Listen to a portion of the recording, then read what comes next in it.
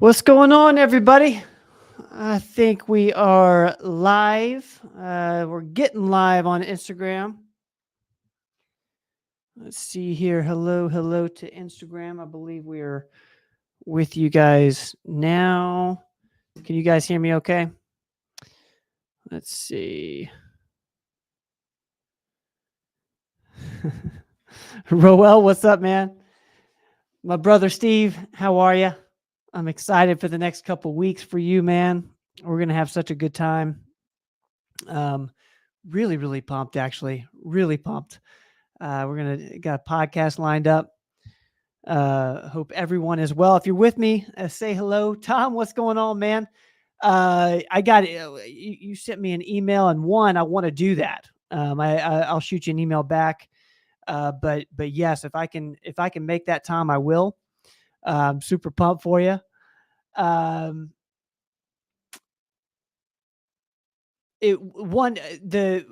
I'm not a provider for that, Tom. Carol, what's up? Stan, what's up? Lisa, thank you. Linda, what's up? How's everybody doing? All right, we're getting some people in here. Let's see. We got a few people on Instagram. What's up, everybody? B. Smith, what's up? Coyote. Ivy, what's going on? Taco Tuesday. Getting IVs with Ivy and JC. I love that. Cherry, what's going on? We got a bunch of familiar faces in here. Thank you guys for hanging out as always. We're going to have a wonderful show tonight. Doc is in the building. He's going to be here shortly. I'm actually going to get to be with him in person tomorrow, which I'm excited about. Happy early anniversary to the parents. We're going to get to Oak Ridge. Do we have any Oak Ridge people here? Sometimes we have some Oak Ridge people. We're going to hang out there a little bit. If you guys got the email today, you'll know that we did an episode on anxiety. What are you worried about? That's what the episode was about, getting to the root cause of anxiety. Anybody deal with any of this? Is it just me? I was listening to that and helping put together the article along with it, which you can check, guys. If you want to, one thing I encourage everybody to do each week is when we put out a Common Sense MD, there is an adjacent kind of written form so you can follow along as you listen on performancemedicine.net.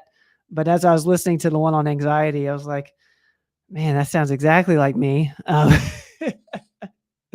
But we also we linked in there a couple really cool episodes we did with Zach Kramer, who does a lot of breath work coaching, which was super cool. Learning how to nose breathe and breathe through your stomach. I'm with you, Lisa. I'm with you. But the cool thing is there's so many things that we can do, and exercise helps me a ton. Carter's in here. Happy Monday. Carter, you know what? You know how to make my evening. That's so funny. You and I are the only ones who will get that, but the Happy Monday Ben is hysterical. I think that is hysterical. Happy Monday. We do have a stress formula. He talks a lot about saffron, L-theanine, ashwagandha. They're all in our stress formula. You can find that on the website. I actually put a link in that to the article. Hopefully that helps some people. Gosh, we had such a cool Performance Weekly here. Brittany Miller, who if you're in Johnson City, you know Brittany. She's our PA over there. Has kind of our resident podiatry expert. Talked about fungal toenails. I think we had a question around this a week or two ago. It was either fungal toenails or clubbed toenails. But this was an awesome episode with Brittany. So thank you, Brittany, for doing this with us on Explain This. If anybody's ever had, fungal toenails, I have. Really cool episode in terms of things that you can do. And there's a lot of things you can do. Oh, nice. That's I'm gonna put this up because I know my parents are watching. Thursday's their anniversary too. August 8th. That's awesome. That is awesome. Happy anniversary to you and your wife, Roel. Happy 32nd. That's incredible. All right, Doc, ready to roll? What's up, man? Why can't I hear you? Can you guys hear him? Hold on. That's got to be me. Hold on. Can you guys hear him? Is that just me? Okay, we can't hear Doc, so nobody can hear Doc. Let's unmute it. Let's see where we're at. Let's get our team in there. Hold on, I'll remove you real quick. And we'll figure out what's going on. Thank you, guys. I hope that's not me. Can you guys hear me? Can y'all hear me?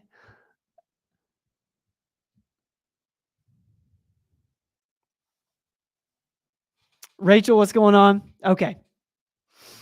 Okay, cool.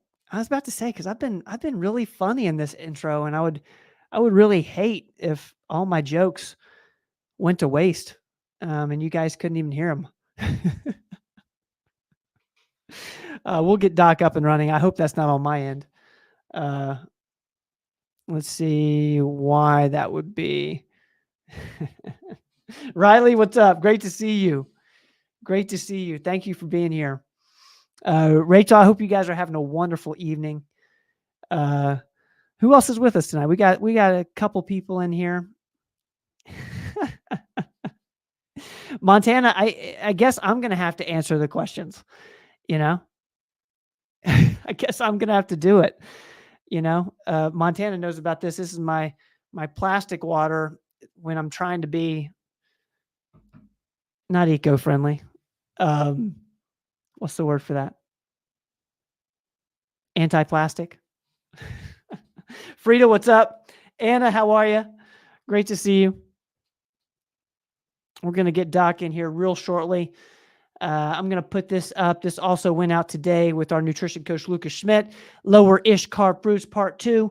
Part 1 went up yesterday. Part 1 went up last week. This is a part 2 episode. This was cool. There are fruits that are not high in carbs and high in sugars. He goes over them in these 2 episodes. So be sure to check that out. Thank you to Lucas for doing that with us. Lucas always does such a great job with the dive into diets. We appreciate you. We're going to do a take 2. All right, let's try it. Let's go for it. Why can I not hear him? I hope that's not on me. Hold on. There's my mama.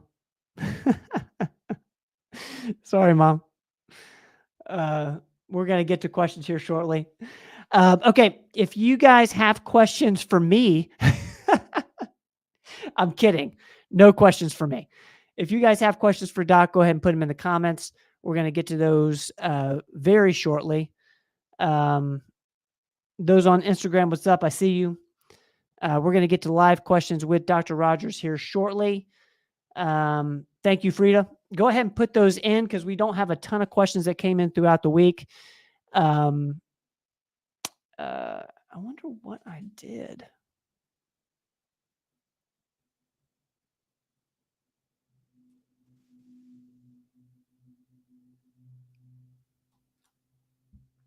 Can you hear me?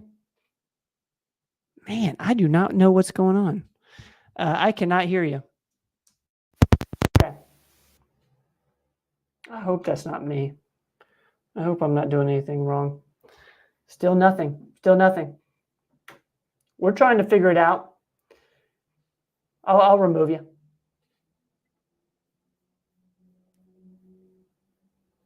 All right, we're taking questions as we have some technical difficulties. golly, I think we didn't do a sound check before, and we normally do. Jackie, what's going on? I see you on Instagram. What's going on? April, what's up? Great to see you guys. April, thank you for being with us today after a long day at the office. It was good to hang out with you here in North Knoxville yesterday. Vita Dad, what's up? Great to see you on Instagram. I think I'm losing people by the minute, Montana. I think I'm losing people. We'll be here shortly. What we might have to do.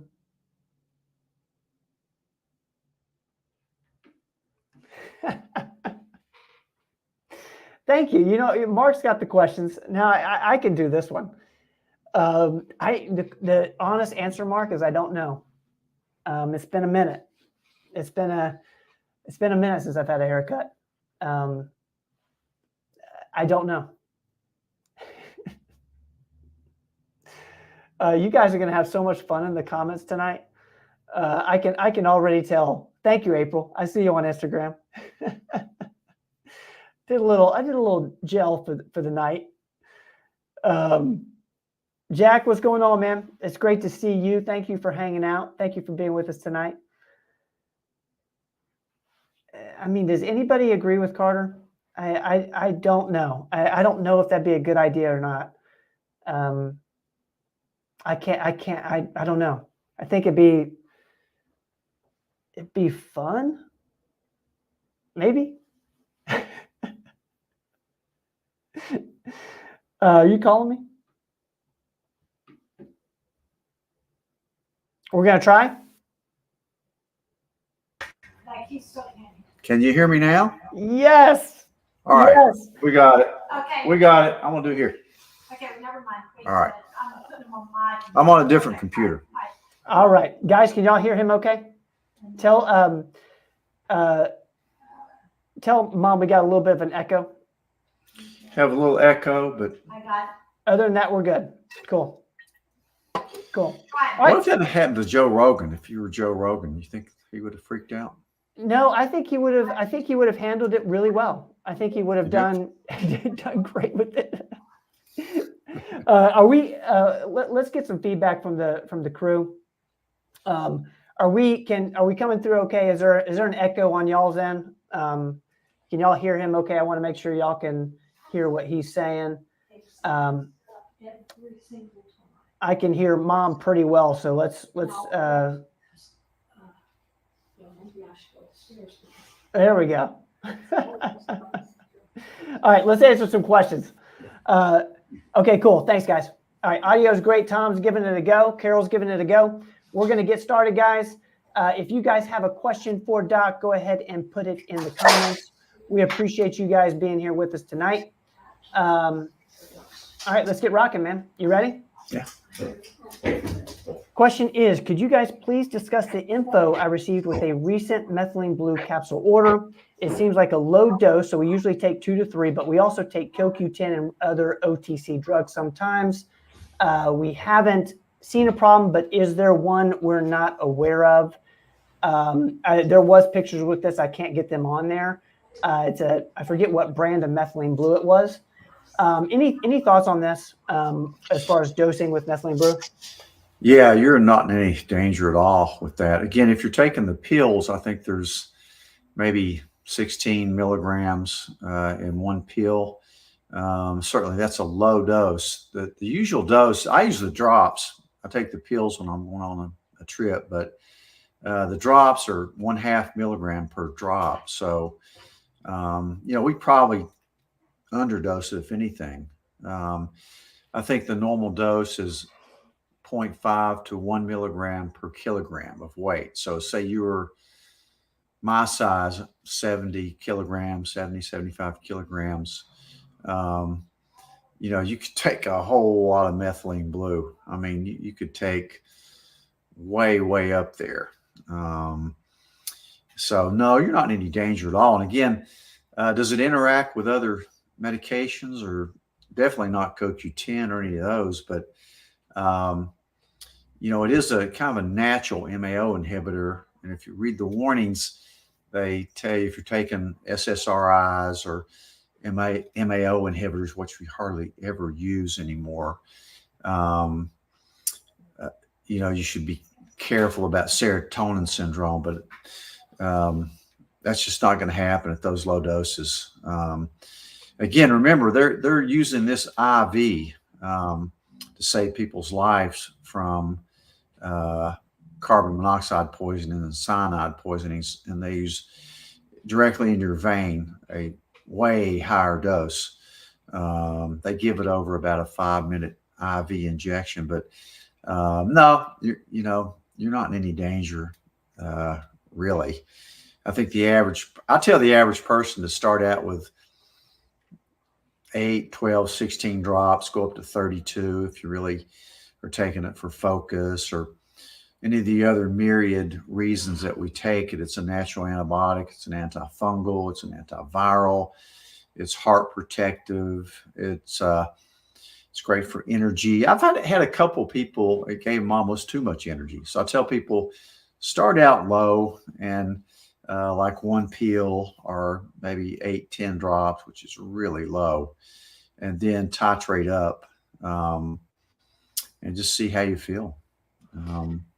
It also seems that maybe they're concerned about, interacting with other, like a CoQ10, other supplements. Have you seen any, have you told people? Okay. No.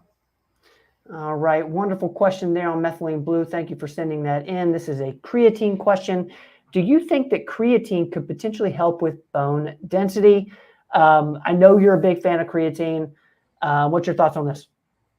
Yeah, I do think it could help with bone density because it helps with muscle, and muscle equals bone. So yeah, I think it could. It helps keep muscle hydrated. It's got a lot of great properties. It's not going to shut your kidneys down. It's not dangerous for your kidneys. Do you need to hydrate with it? Yeah, like you would any other time. But it's very safe, and I think it does help with bone density because it helps with muscle. All right. Thank you for that question. Jackie, I see your question on Instagram. I'm going to get to that in just a second. Again, if you have questions for Doc, go ahead and put it in the comments.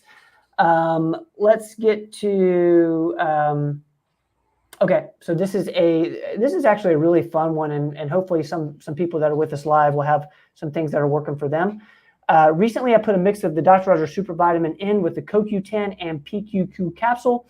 So the Dr. Rogers Super, as well as a chewable biotin. They were in this pill case separated by days in a morning/night dosage for a couple of weeks. When I went to start, and one of the capsules had actually become bloated so much that it was about to pull apart. Let's see, as we lose, I think we lost Doctor, or is that me? That was you. We're going to go to, that was me. Okay, sadly, I made the choice to throw those out, but I'm curious if this is normal. And if so, does that mean we should not be using these daily pill cases? So in essence, this question's around, how to store your vitamins. A lot of us, I think, if we're going out to dinner, if we're going on a weekend trip, we might not take all the bottles with us. What's your thoughts on this? Yeah, that's a really good question. I've had that happen with any vitamin through the years. So yeah, it can happen really. And the CoQ10 with a PQQ is my energy formula. It also has taurine in it. So what's happening is you probably didn't put it in it got light to it. Most vitamins, to keep them fresh, they should not have light going in there. And certainly these vitamins don't have fillers. They don't have those preservatives and fillers. All they have is water and cellulose. Although they do last 2 years, you need to keep them in the bottles, or if you buy something that you're traveling with, have something that's shields it from any light, because cellulose is kind of like the cell wall of a plant. It's just an organic molecule. It's kind of like fruit would kind of start to turn darker. Think of it as the same way, that cellulose lining to it. It wouldn't have hurt you, but just try in the future to keep them, and I actually like them separated because especially if you're in a hot place, hot car, they can start to melt. So I would definitely keep them separate, and I would use one that blocks out light. Any vitamin could do that. And the ones we have, again, don't have a bunch of fillers in them, which is one reason I started making those vitamins. But yeah, keep them in their bottles or get a better container and kind of test them. It wouldn't hurt you. It's just kind of like eating a more ripe fruit. But I'm like you. If one of them had exploded or expanded that much, I probably wouldn't have taken it, but it wouldn't hurt you. Yeah, it's super interesting. And I often wonder, when I take my vitamins to work and I leave them in my car, it's hot right now in East Tennessee. How long can they be out there? If there's anything that you guys have seen working, those in the comments, let us know. I see, Tom's saying just a daily pill holder. I think that's awesome. Susan saying keep the little moisture packets from the bottles and put them. Oh, that's interesting. So the moisture packets in the different slots of the pill case. That's cool. Thank you, Susan. All right. Great point. I'm glad you asked that question. Is there any rule of thumb you have with keeping them in your car? I wouldn't leave anything in a car all day. A heated car. Gosh, I got in my car today. It was like 100. I bet it was 130 degrees in my car. Yeah. Until I got it cooled off. Great question there. Thank you for sending that in.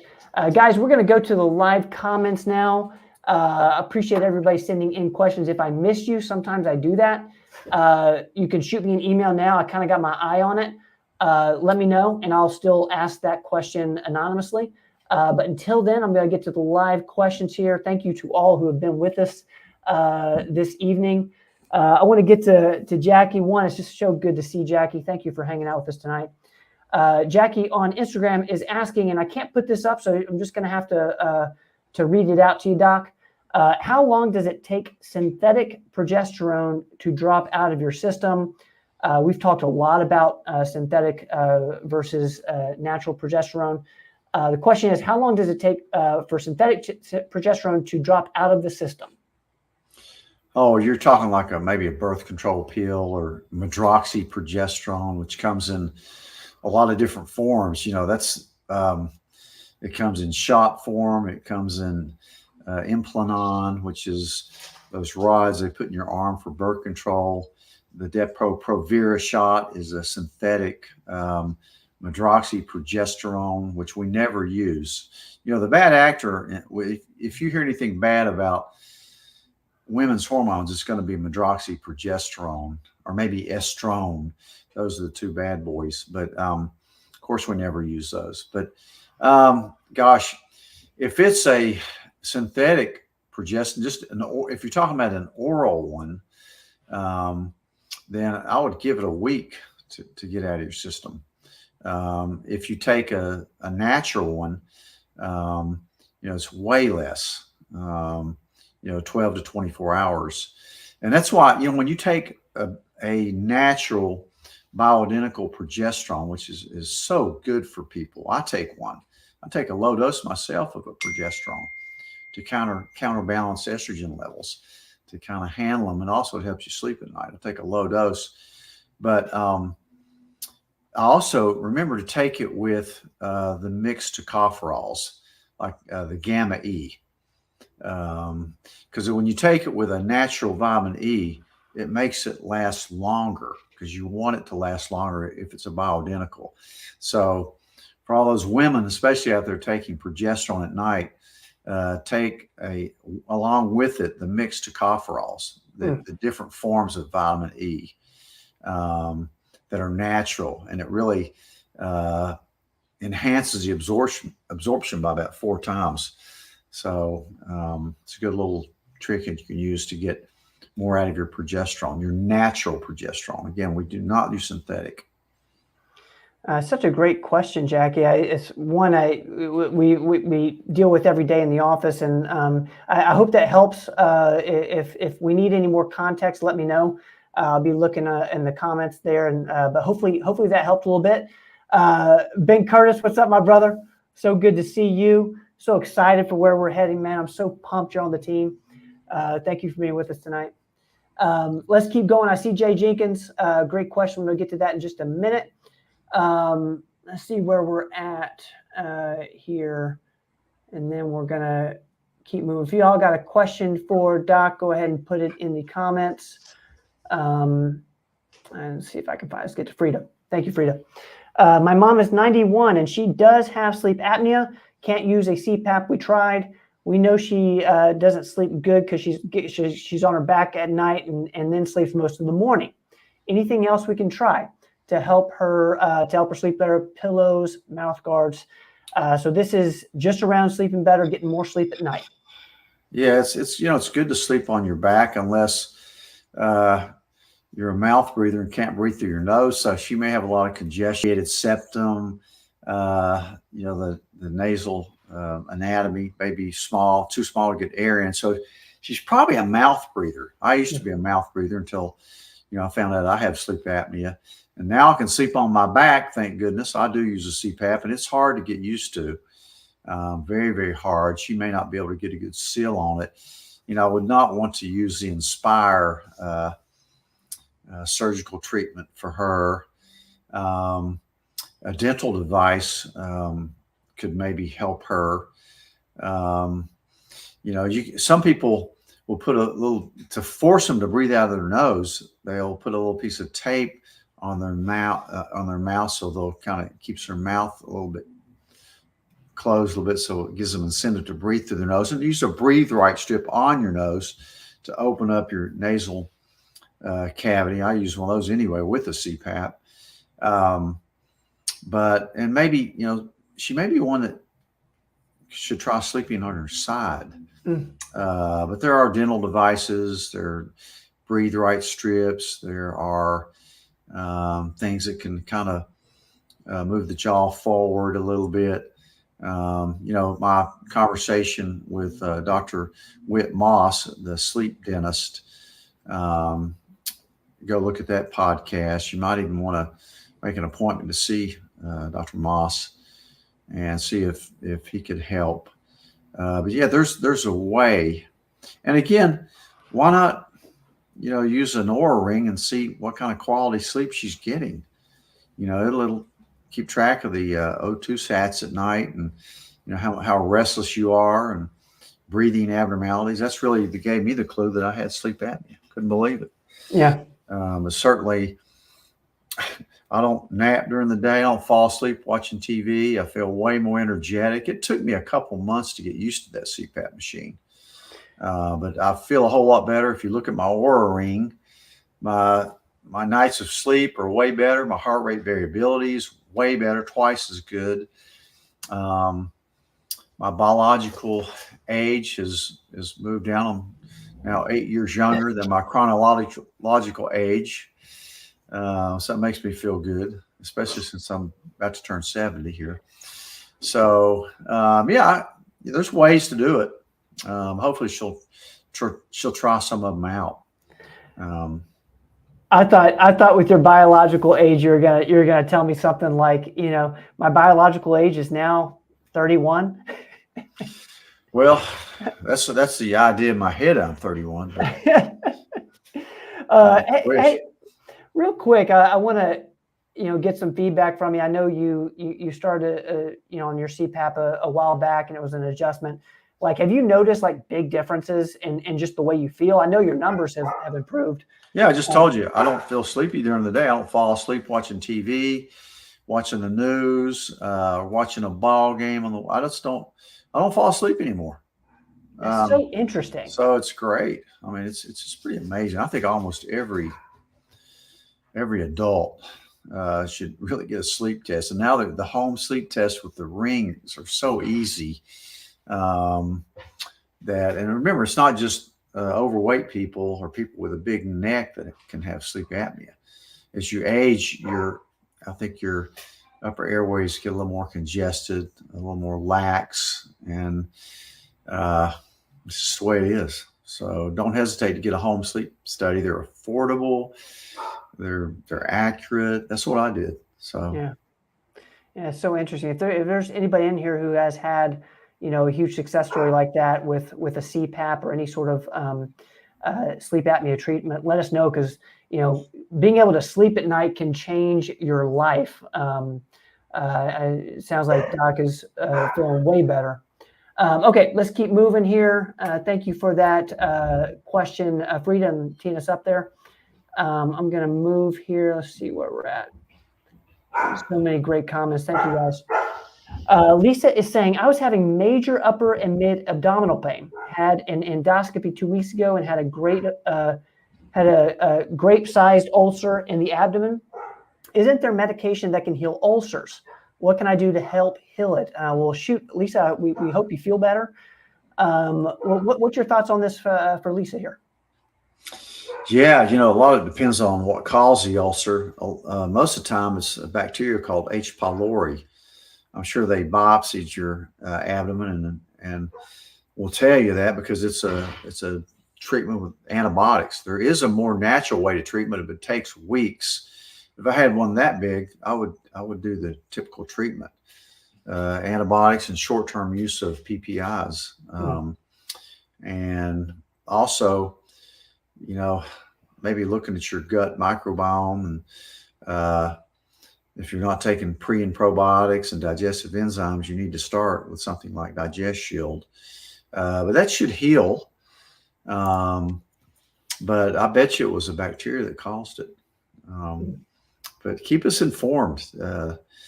Listen to your GI docs, and also, eat a great diet and avoid non-steroidal anti-inflammatories, and you'll heal up.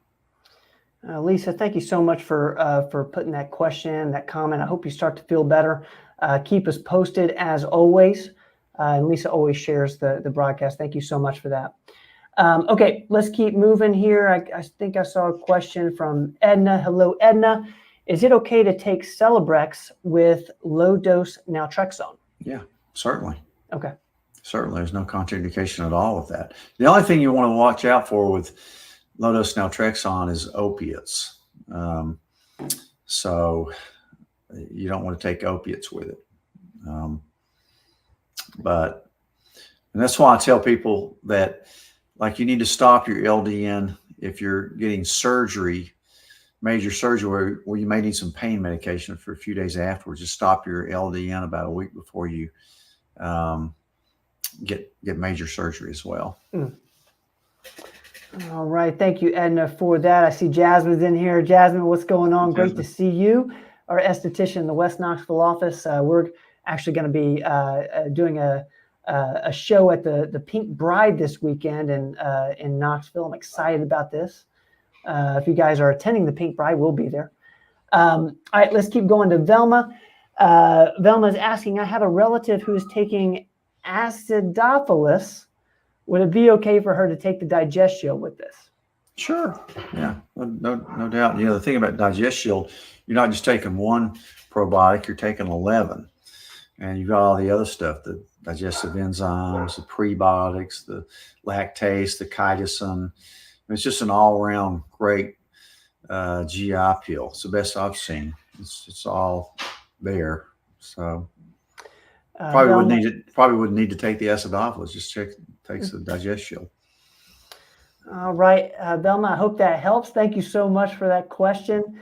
Let's get to Jay Jenkins has been waiting. Thank you, Jay Jenkins, over on YouTube.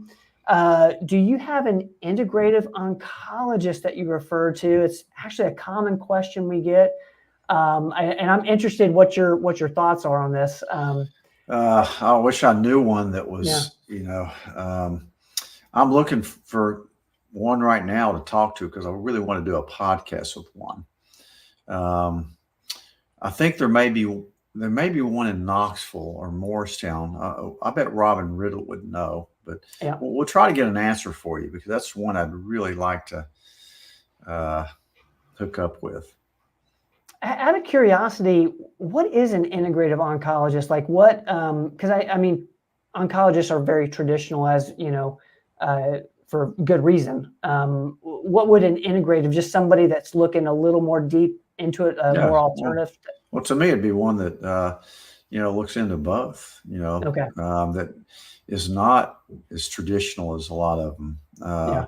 More integrative, meaning more focused on natural cures as well as other cures that you may have to do, whether it be surgery, chemo, or radiation, but other ways to integrate that with it, like nutrition. Nutrition is so important, and most oncologists would just say, well, eat what you want. You don't want to get too wasted away. Eat everything you can. But I don't agree with that. You're just feeding, especially if you're eating sugar, you're just feeding the cancer. Same thing with iron. But so yeah, I hope we can find one that we can really talk to. I'd like to do a podcast with them, and maybe also a integrative pediatrician would be fun to talk to as well. I love that. Jay Jenkins, thank you for that question. And like Doc said, we're currently on this. We're trying to find one, and you'll probably get a podcast with it. Okay, let's get to Kathy. Hello, Kathy. Hope you're doing well. Hey guys, my sister's having high blood pressure problems, and the doctor just keeps adding a new pill. What could be making it stay up and not go down? The pills so far are not helping. What's your thoughts on this? When that happens, you really need to look for the cause of it. There's a lot of underdiagnosed hyperaldosteronism. So she probably needs some further testing to check renin levels, that renin-angiotensin system that causes you to retain mineralocorticoids that keep your blood pressure balanced. Sometimes there's a renal artery blockage. So look for the source of it. Most cases of high blood pressure are familial, meaning kind of inherited, but that tendency, and it certainly gets worse as you get older because your arteries get stiffer anyway. But they need to look and do a kidney workup on her to see, if something else may be going on. And if it is, there's good treatment for it. So that's a great question, and ask to see a specialist. She may need some some functional imaging, and also some mineralocorticoid renin levels and aldosterone levels done. So ask your doctor if you're not getting anywhere. Hey, I'd like to go get a second opinion from a specialist on this. Kathy, I hope that helps. Thank you so much for putting that in there for your sister. I want to piggyback off the integrative oncology question. Jackie's asking on Instagram, iron feeds cancer. How do you, question mark, I can't put this up. Sorry, guys. So iron feeds cancer? Can that and sugar both. Yeah. Okay. So it can. And then that goes on to say, how do you treat anemia while undergoing cancer treatment? Currently dealing with this with my mom. Sometimes it takes a blood transfusion. Sometimes erythropoietin is another thing that can stimulate red blood cell counts without raising your iron levels. Again, that's something. The good thing, if she has cancer, she's seen a hematologist, oncologist. They go together, so they should be able to deal with that. But ask about EPO. That's that illegal substance that bike racers use to raise their blood counts and your oxygenation when they're riding a bike. It's illegal with that, but for patients with cancer and renal disease, it can be very, very helpful. That's interesting. That is interesting. Jackie, I hope that helps. I'm going to put this up from Katie. Katie, thank you for being here as always. Beef liver helps with low iron. That's awesome. Thank you for putting that in there for us. All right, we're going to keep moving, guys. If y'all have a question for Dr. Rogers, go ahead and put it in the comments. If I've missed anybody, maybe put it towards the end. It'll help me find it. I'm going to go to Dennis. Dennis, it's so good to see you, man. Hey, Dennis. What is your opinion on hydrogen water? I use it. I bought one of the things, and it's a glass hydrogen percolator. I like it. I think it really gives me a little bit of energy. It's supposed to just deliver your ions a little better. So I drink it several times a day. It seems to give me energy, makes me pee a little more too, to be honest with you. But maybe it's just because I'm drinking more water. But if you look at Gary Brecka's stuff and some of that, it's kind of the new fad, but it kind of makes sense. Yeah. But I do like it, Dennis. That's interesting. One thing I think is kind of cool to look at. I've seen you get hydrogen water I ready. just got handed my bottle right here. There we go. How often are you drinking it? 4 times a day. 4 times a day. You just push this little button. You pull your filtered water in there, push a button, and you can see it kind of percolating up. I have to ask, did hydrogen ions. Did Ike bring that down to you? Yeah, hey, actually, Ike did bring that down in his mouth. Actually, it's more like Izzy would do it. Izzy brought me a turtle inside the house the other in her mouth. Brought the turtle into the living room. Was playing with the turtle. Yeah, I mean, I guess she just wanted to bring a turtle in, because why not? That's the second one she's caught. Dennis, thank you for that question, man. I hope that helps a little bit. Let's see. Let's get to Jack. No, sorry, DPC. I'm going to get to you in just 1 second. I'm going to get to Jack here. Sorry about that, DPC. Jack is asking, I wake up several times a night. I fall back to sleep fairly easy, but I can't sleep for more than a few hours at a time. Any suggestions? Man, Jack, this is super common. I'm totally with you on this one. I know you got some suggestions, Doc. What's your thoughts? Yeah, it's very common. It happens to people that, I don't know how old you are, Jack, but when you get around my age, almost every patient complains of that. Some of them can fall asleep very well. Others wake up early, can't go back to sleep. You need a good sleep schedule for one thing, and get yourself an Oura ring. Jack is young. Jack is 28. Jack's 28. Man, you're young. You should be sleeping better. So I'd get a sleep study for one thing. I at least get an Oura ring. Make sure you're not getting hypopneic, low on oxygen. Look at your routine. Are you napping during the day? Are you sleeping in a cold, completely dark room without any EMFs and lights that may keep you awake? Do you snore? Are you worried about something? Are you anxious at night? I think that's a big question. Are you wearing yourself out physically? My podcast today was on anxiety, and two things which I equate really with more worry and fear. So if you're anxious over something, you might ask yourself that question. A lot of times, if you wear yourself out physically in the gym, not late at night, but during the day, you'll sleep better. But you may have a sleep disorder. I don't know. I'd be interested to see if you're how you feel during the day. If you're falling asleep while you're driving or working or reading, you might try, if it's a little bit of sleep anxiety, you might try some L-theanine. It tends to calm, that what I call circus mind, or it just turns off that worry. I'm sure you've tried melatonin. Work your dose up a little bit and see how you do on melatonin. There's an answer somewhere, but you really want to find out why. Have you always been this way? There's a few inherited disorders like that, but there's usually something pretty good that'll help you. It's just interesting. You may have ADHD. It's interesting. I put if I diagnose adult ADHD, which I treat a lot of it, when I give them a stimulant, to help their ADHD, they sleep better at night. You don't use the stimulant at night, but they take the stimulant during the day and they sleep great at night. But try to at least get an Oura ring and see. Don't nap. Do work out heavy. I'm not anxious. So it's not, you've probably done all the sleep hygiene measures already and probably tried some of the supplements. But there is not only obstructive sleep apnea, there's central sleep apnea as well.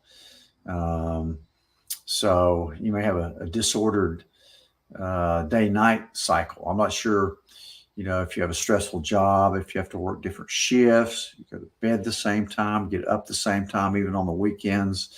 There's an answer somewhere, Jack. First thing I would do is probably get an Oura ring and then maybe a sleep study, a home sleep study. And then if that's equivocal, maybe get a lab sleep study, where you have EEGs on your head and they can kind of look at your brain waves. I'm going to put this up from Katie because this is super interesting. Magnesium spray on your feet at night will help you stay asleep. I've been trying this for about 2 weeks, has increased my deep sleep. That's so interesting. I know Katie wears an Oura ring, so I'm sure she actually has data with it increasing her deep sleep. Magnesium is a go-to must. It looks like she's a Siamese twin in that picture. Is Katie a Siamese twin or a regular twin? Is she an identical or a Siamese twin? That's Katie and Carter there. Huge shout out to the twins. Their joint is at the hip, that's for sure. They're really not conjoined. They're really called conjoined twins. That's not a good term. Siamese, used to use that term, but it's not. It's faux pas now. It's conjoined twins. That's interesting. I did not know this. I didn't know the correct language around that. Do Siamese twins still happen? You can't call them Siamese twins, Ben. You got to call them conjoined twins. Conjoined twins. Does that still happen? Because that's put down to the Siamese people, apparently. Yeah, sure does. Yeah, sure does. Interesting. That's what. Have you seen Dr. Ben Carson's separation? That was his specialty. I have. I love that movie. Separating conjoined brain tissue. That's interesting. Gifted Hands. You need to read the book. I've read that book. I'm going to keep going here. I want to make sure we let's get to DPC. I see Jackie on Instagram. A lot of great questions coming in. Thank you guys. One thing I'll say for Jack is make sure if you're taking melatonin, make sure it's the intermittent release one that's releasing throughout the night versus right at the beginning. I forget, what's it called? IR? Is it IR? IR, yeah. All right. Let's see from DPC here.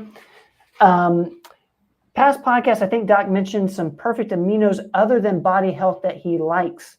Would you please share what brand that is? Yeah, it's not really. The perfect aminos are more expensive, hard to get to. I've got one that's almost exactly the same. Katie will put that up if you have, or Jenny can bring it down. I'll show you the brand name here in a second. I'll bring it down. I'll have it brought down, and I'll show you the one that I use. It's funny because I use a little cocktail in the morning of perfect aminos, creatine, and methylene blue. I just mix it all together. It doesn't taste that great, but it really is great for you, in my opinion. I've tried that cocktail before. I like it. I think that's cool. DPC, I hope that helps a little bit. Let's get to Wilma here. Who does vitamin C treatments for cancer? Can it be done for leukemia? I'm assuming this has to, in regards to an oncologist. What's your thoughts on this? Yeah, we do vitamin C treatments. And again, you can't go claim to the world it cures cancer, but personally, I've seen it work pretty well. And if a person had cancer, I would, besides being on a ketogenic diet, the next thing I would do would be getting vitamin C IV treatments, along with the other stuff as well. But it's really it's better for solid tumors. It's not as good for leukemia, unfortunately. But they have really good treatments for leukemia now. That are really, really advanced treatments for leukemia now. Way more so than back in the day. Wilma, I hope that helps a little bit. Great question, and one I know that's going to help a lot of other people. Over on Instagram, Jackie's saying, are central sleep apneas normal? My son is 9 and his sleep study before a adenoidectomy. I hope I'm pronouncing that right. And it showed central sleep apneas. Is that normal for a child? So interesting. Not really. No, not really. So he got his tonsils and adenoids out, probably to give himself more room to breathe, but he may have had a component of central as well as obstructive.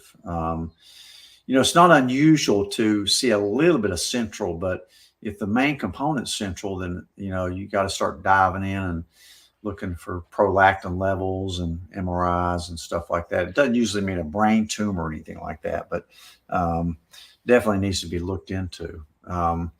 And if I had the home ring that we use for sleep studies will detect central sleep apnea as well as obstructive. But if I had a major showing on that, then I'd probably go get an in-house sleep lab with a specialist to try to work that up. Even with a child? Yeah. Uh-huh. Okay. Especially if it doesn't disappear on repeated testing after the adenoidectomy. All right, Jackie, I hope that helps a little bit. Let's keep going here. Let's see where we're at. I love this from Dave. Thank you, Dave, for this. Avoiding computer screens a couple hours before bed helps a lot. Agreed. That's in regards to getting good sleep. And I think also playing your guitar right before you go to bed, as Dave that's what I've been trying to do. I've been trying to learn a new song today, Dave. Over the hills and far away. I bet Dave can play that one good. Although he's more of an electric. I've been leaning towards more acoustic lately. But the kind of music he plays probably wouldn't be relaxing before you go to bed. He jams out a lot more than I do. If you jam. Yeah. I just try to play some relaxing things, acoustic, like if I play Led Zeppelin, acoustic lead, not some of the other stuff. I love it. Thank you, Dave, for that. But I agree. Some calming music I can see as being super helpful before bed. Allison's asking. Thank you, Allison, for being here. We love you. What can you tell me about hyperreflexia, and is it progressive? Can be. That's where you have really too brisk of reflexes when they check your deep tendon reflexes. They really jump, and you even get cogwheel rigidity with it. It just signifies that your neuromuscular system's kind of in overdrive. You can see it a lot with neurologic diseases like Parkinson's and that type of thing, and some of the other more unusual ones. And then you can get hyporeflexia too, like some of the others, myasthenia gravis, some of those, but or lumbar injuries. You could have hyper and hypo with a disc, ruptured disc, but it can be progressive, unfortunately. All right, Allison, thank you for putting that in there. And Wilma, did we answer that, Wilma, about what are they? Let me know what that's referring to, and I'll make sure we get to that. Lots of great stuff here around getting to sleep through the night. Thank you, guys. Like I always say, keep an eye on the comments. There's so many good information in there. This is from Walking Moments. Thoughts on AKG, AAKG, carnosine. I don't know what these are. AKG. I'm not sure what AK. Walking Moments. Can you give us a little context there? I apologize. L-carnosine's an amino acid. A lot of people use it for heart health, but AKG. I'm not sure. You may have to spell that one out for me. Walking Moments. Alpha ketoglutarate. Oh yeah. Yeah. Okay.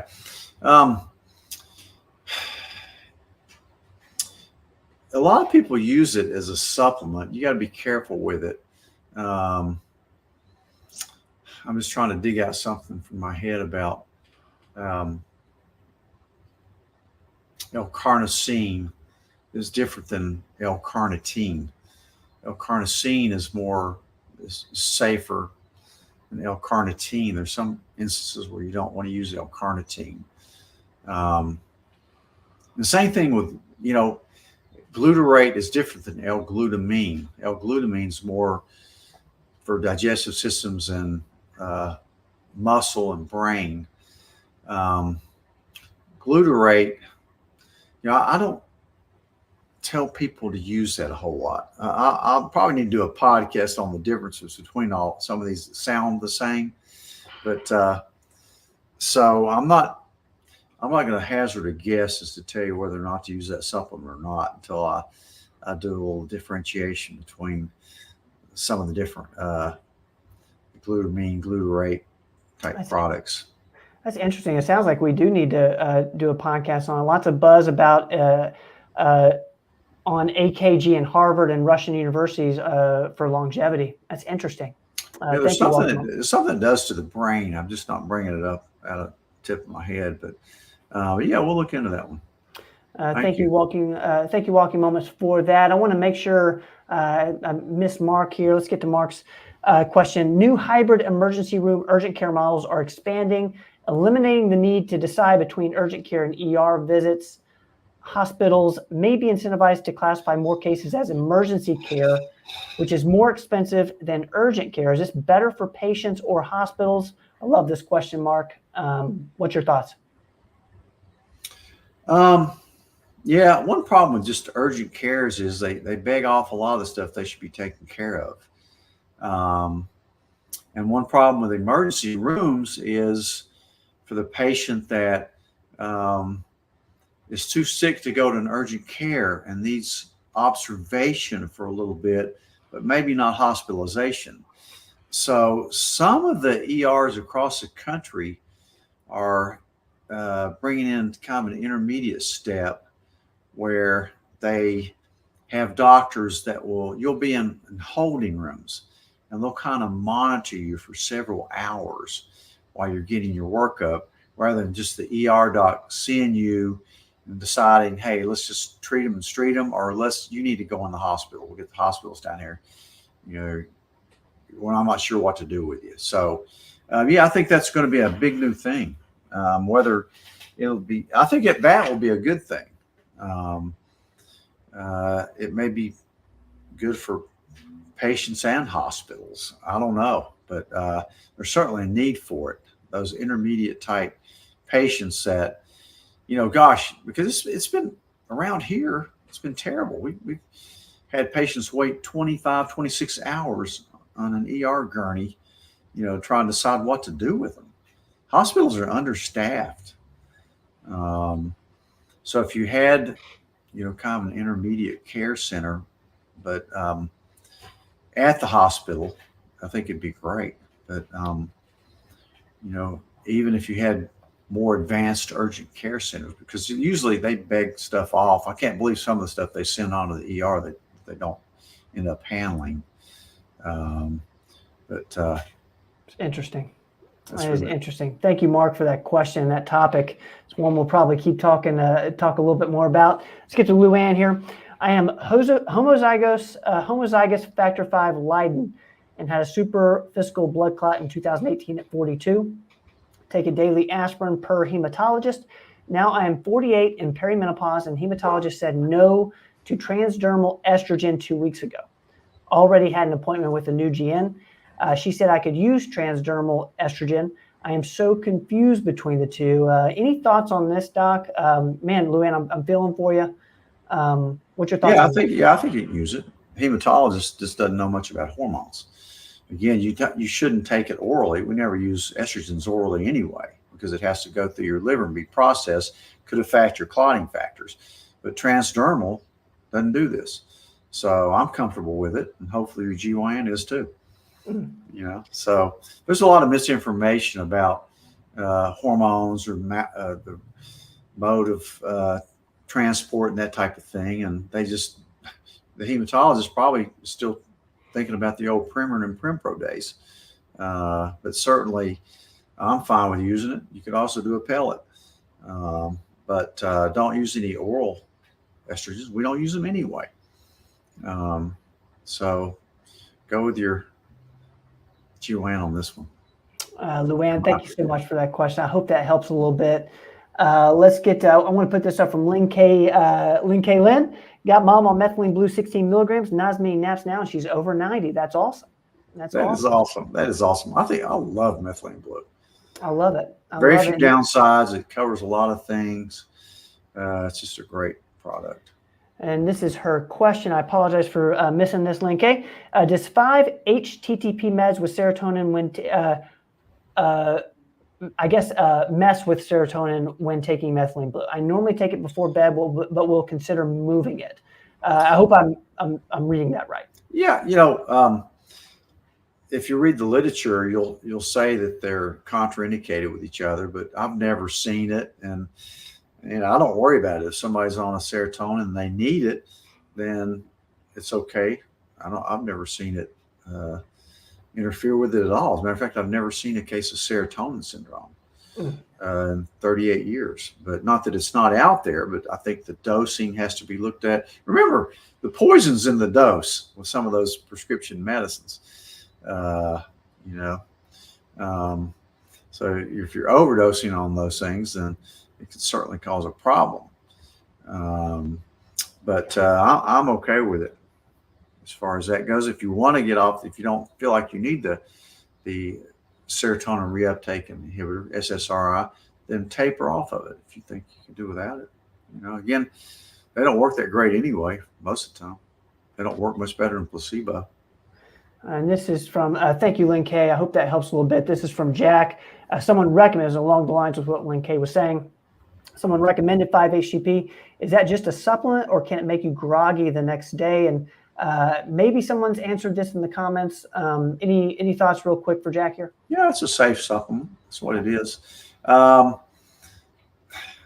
It's not going to make you as groggy as something like Tylenol PM or one of the antihistamine things that they recommend for sleep. Those will really make you groggy in the morning. I've tried them. 5-HTP didn't really help me. Really, the only thing that really helped me, but I do take melatonin, but I take it for, I don't think it knocks me out or anything, but I take it for the other benefits of melatonin, like anti-cancer effects, etc. But you can certainly try it. Valerian root, 5-HTP, some of those things.